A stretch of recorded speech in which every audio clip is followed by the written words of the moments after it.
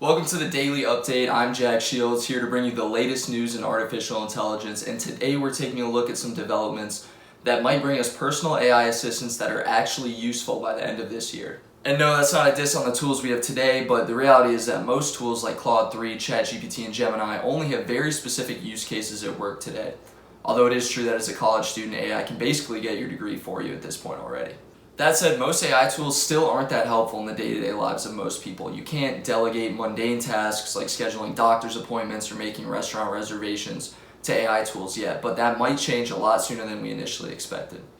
This is because of OpenAI's new flagship model, GPT-4o, which is short for Omni, that launched last week. GPT-4o is easily the most human-like AI model we've ever seen, thanks to OpenAI's new multimodal training technique. The model was trained end-to-end on audio, visual, and text inputs. This basically means that instead of taking an audio prompt, converting it into a text prompt, writing a response in text, and then converting that response into audio, GPT-4o can essentially just understand your voice and respond with audio. As a result, it not only talks to users almost in real time, but GPT's voice mode also sounds much more natural than previous models. I could go on and on about the use cases for this, but I'll just play some of OpenAI's demo videos that show why this is such a big deal. And I know you're thinking, of course, OpenAI's demo videos look good, but I've tested most of these use cases myself, and it works pretty much as well as it does in the videos you're about to see. Let's take a look. You're close. Actually, side AC is called the adjacent side to the angle alpha. The hypotenuse is the longest side of a right triangle and is directly opposite the right angle.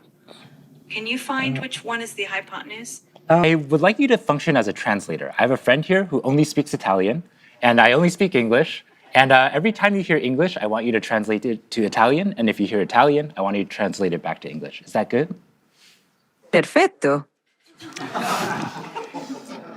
Mark, io mi chiedo se le balene potessero parlare, cosa ci direbbero? Mike, she wonders if whales could talk, what would they tell us? Interaction. I'm curious about the lighting you mentioned. Could you describe it a bit more? Is it Did anything unusual happen recently? Yes, actually. Just as you asked, another person came into view behind the first person. They playfully made bunny ears behind the first person's head and then quickly left the frame. So this all looks really impressive, but the key to building a personal AI assistant that's actually useful is integrating it into products that people already use. That's where Apple comes in. Bloomberg's Mark Gurman, who's normally on the money with all things Apple related, reports that OpenAI has reached an agreement with Apple to bring ChatGPT and some other OpenAI tech to iOS 18 later this year. This means that GPT-4o, or potentially an even more advanced model by that point, could power new generative AI features like Siri 2.0 on the next generation of iPhones. Now, a little background here, Apple has a very clear vision of what it wants AI to do on the iPhone. The problem is that Apple's AI models aren't catching up to the industry leaders by OpenAI and Google. But the company's goal is essentially to create something called proactive intelligence, which is an AI that not only responds to commands, but can also predict your needs and act on them. So, for example, if you use Instacart or DoorDash to get your groceries, imagine an AI assistant right on your iPhone that knows when you're about to run out of groceries and places a new order at your local Kroger or wherever you shop before you run out. The potential here is huge, and OpenAI is just scratching the surface of its new multimodal training technique, which means by the time we get to iOS 18 in the fall, Siri 2.0 could be powered by a GPT even more powerful than Omni, which is already incredibly impressive. All of this goes to say that we're getting pretty close to personal AI assistants that are actually useful in your day-to-day life.